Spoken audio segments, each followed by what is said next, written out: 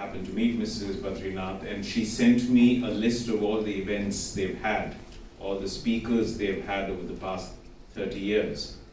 It was a really long and an extremely distinguished list of events, speakers, the diversity of topics, the range of issues that were covered is truly remarkable. In many ways, this could not have been possible without an abiding commitment, a deep sense of passion, and an untiring effort and belief in what Mrs. Badrinath was doing. Because I can tell you, as embassies, we are in the business of organizing events, and each takes a huge effort, a lot of resources, and even more, a lot of time. But she's been doing that consistently, even during the pandemic, to the extent she could manage it within the constraints imposed by the COVID virus. So this is really, in a way, doing something that the embassy should be doing. In a way, you stood in for the cultural center that we didn't have, and perhaps did a better job than we would have done. Because, you also showed a very keen sense of understanding of India's history, India's heritage, India's rich tradition of performing arts, as well as visual arts, philosophy, religion, the contemporary affairs, the sources of Indian traditions, which are informing the current debates in India and shaping the course of our country. And all of this is extremely important for anyone to understand India beyond what we read in Le Monde and what we read in Le Figaro and various other publications, which are usually written with the most superficial understanding of the country. Usually you have journalists who parachute into the country, stay there for a couple of years, usually do not leave the confines of Delhi, and write with the perceived wisdom of a country that has 5 millennia of history and perhaps the most unparalleled diversity in the world.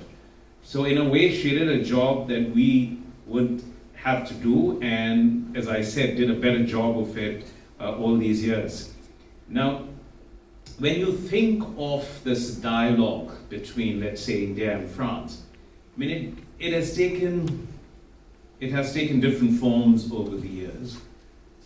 You've had the initial interest in Asia and in the subcontinent of India when the Western civilization was at its zenith, the Industrial Revolution and the advent of steam engines had made both an economic necessity and given the means for Western countries, including France, to explore the world, and then gradually their engagement, their interface with India, with Asia began.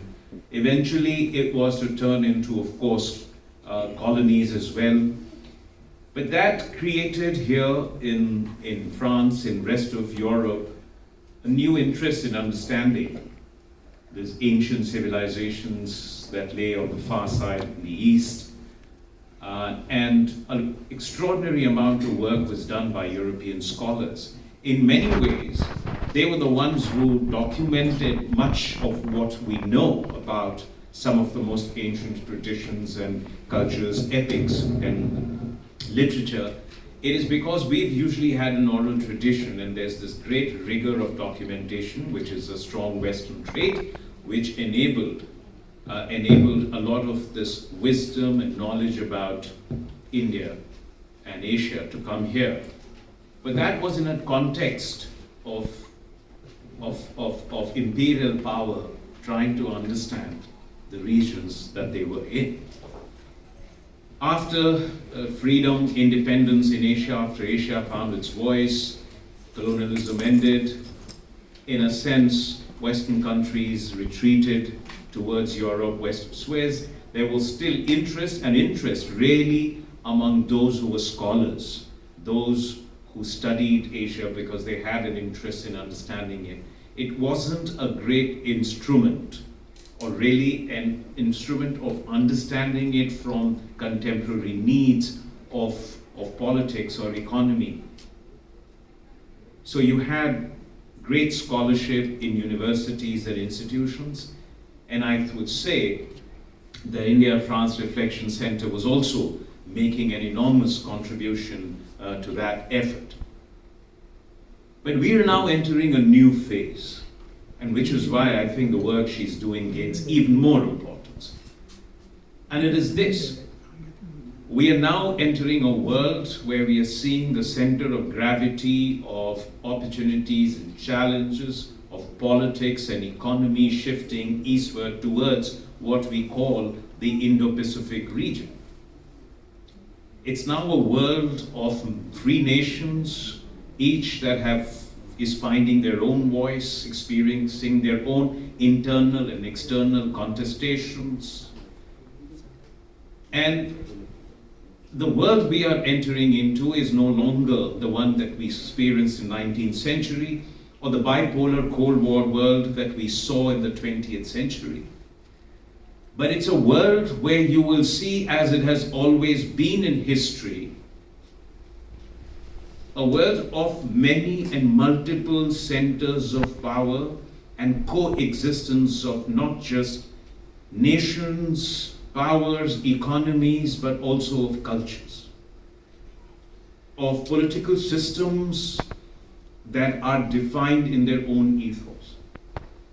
It is no longer a world that we are entering into where the accumulated military, economic, and technological power of the West also defined what the political norms in the world ought to be. And therefore it has become very important for the world that we live in, where, as I say, we're entering a world that has always been before the last 200 years of the coexistence of many cultures, many systems, many traditions, and many powers that will live together. And the difference from, let's say, the medieval era to now is that we live in an extremely interconnected world, where we live with the illusion that because everything is in our smartphone and on Google, we know everything, or we can simply go to our search engine and find out. In a way, it is actually more dangerous, because our worlds are constantly interconnected and in a sense sometimes colliding with each other, sometimes working with each other, but all the time connected with each other. Therefore, the need for that understanding of different cultures, different systems, different traditions, different polities also becomes extremely, extremely important. And now, as we said, the future of the world is increasingly being defined in that space as we call Indo-Pacific. It becomes even more important for us to have these conversations that India-France Reflection Center does. But here is something else which is also very, very important. And it is this, that even as we are living in a wired world, we live with existing stereotypes. And the interconnectedness actually multiplies and amplifies the stereotypes, the prejudices, the notions that we have for each other. So the conversations that we must have today is far more important to understand each other, not just from the perspective, historical arc that I have spoken about, from the era of colonialism to the era when nations retreated towards the Atlantic, to a time when the Indo-Pacific is going to determine the shape of the future. But also because each day we live with fake news, we live with sometimes amplified and multiplied prejudices, so we need to go behind this, understand each other better, and beyond the superficial understanding that we gain from instant gratification of Google searches. And the third very important point is, across the world, in every society, it's in France, it is in Germany, it is in the United States, it is in India, it is in East Europe, everywhere, there are fresh debates and discussions about the history, about the traditions, about almost everything that we take for granted, about identities. And in many ways it's ironical, we see it today everywhere, that history, culture, religion may come from the past, but we often turn to the past to shape our present and define the course of the future. And this contest is playing itself out everywhere. Therefore, it is important in the context of India too, for us to go deeper into these conversations, to, as I said, understand what is it that was shaping the great debates, the great discourses, the choices we make, the decisions we take, and the direction that we are setting for ourselves. To understand the contemporary, we need to have conversations on the past and all that has shaped us. And understanding the contemporary India, also understanding its history. And finally, in the context of France and India, I would say that as you've seen the way the world is evolving now, the geopolitics that we are all witnessing, the manner in which the international system is untethered, has become loose. We no longer take for granted relationships, we no longer take for granted our own positions in the world, we no longer take for granted what we have been familiar with. And it is in this environment that India and France are, of course, building a much deeper, closer partnership. It is because of our belief in strategic autonomy. It is because of our shared belief in multipolarity and multilateralism. And it is because we both will be crucial players in shaping the Indo-Pacific region. India is a critical and a resident power there. France, unlike any other European country, is a resident power of Indo-Pacific region. In fact, it makes the two bookends of the region from La Réunion to New Caledonia and Polynesia. It has the second largest EEZ, Economic Exclusive Zone. It has huge maritime responsibilities there. And we've seen the kind of changes that the world is witnessing today, events that have taken place in the recent past. And it has reinforced the belief both in here and in Delhi on the need for deeper, closer relationship and partnership between our two countries, our two societies and our two people. And therefore, it is even more important for us to understand each other better, not just at the level of the governments in what we do, but also at the level of society, at the level of the youth, at the level of communities. And I'd say that the role that India-France Reflection Center and similar institutions play is just extraordinary. It isn't what we do or what we say that matters.